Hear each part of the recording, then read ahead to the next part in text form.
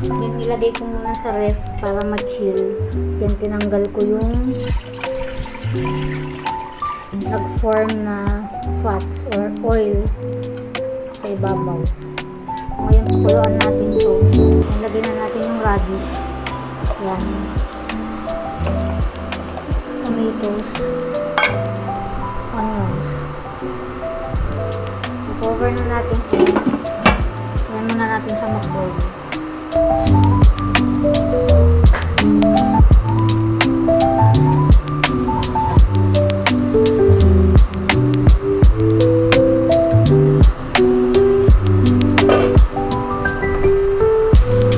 Lagyan na rin natin yung kamyas.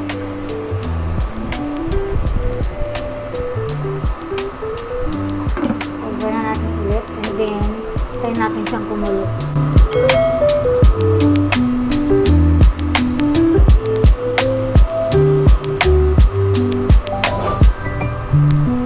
So pagkulo, lagyan na natin yung okra, string beans,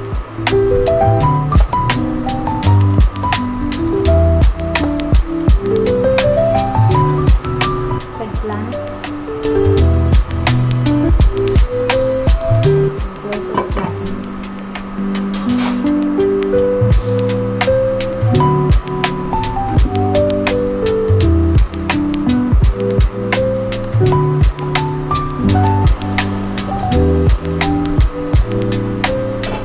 Yan, ganito ako magluto ng sabaw.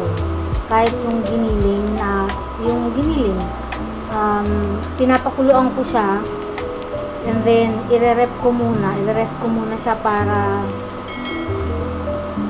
ihiwalay ko syempre yung protein, kung baka man yan o pork, ihiwalay ko siya and then hahayaan ko muna siya na umibabaw at mag-solidify yung oil and then i-discard ko yun the next day, saka ko siya talaga lulutuin and saka namin siya uulamin.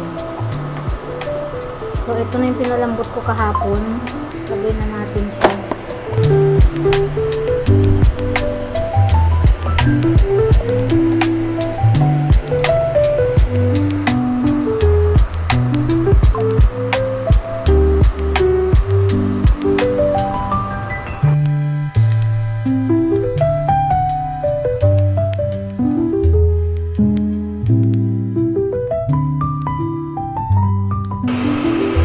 Lagay tayong salt.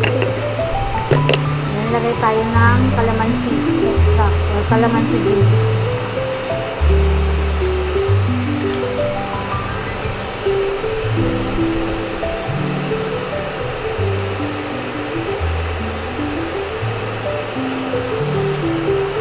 I'd love to hear what you think about the dish. So please feel free to leave a comment and a rating if you have tried it. New recipes are added every week, so let's connect.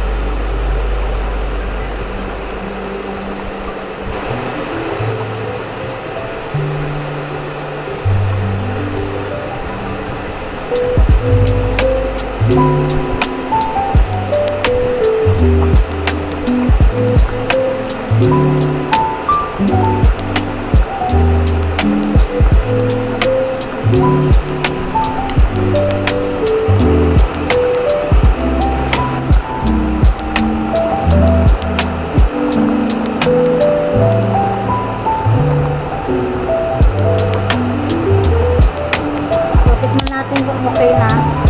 Nilalagay na natin yung kangkong.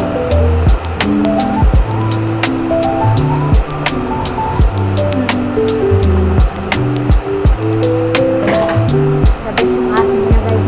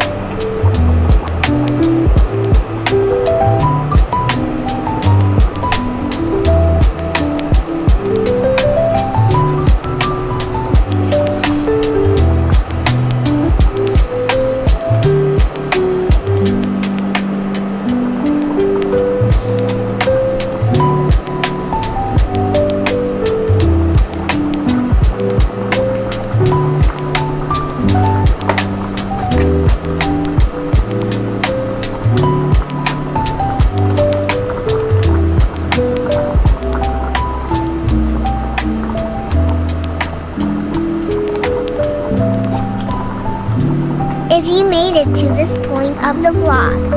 Thank you so much for watching all the way.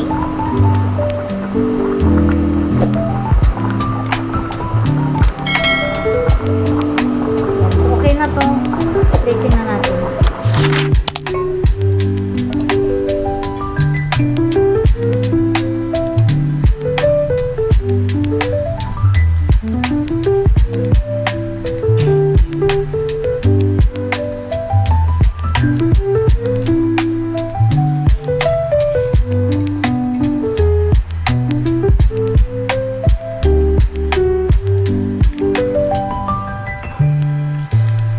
What country are you from? I will be happy if you write in the comments if you made it here. Leave a blue heart emoji in the comments, so I know.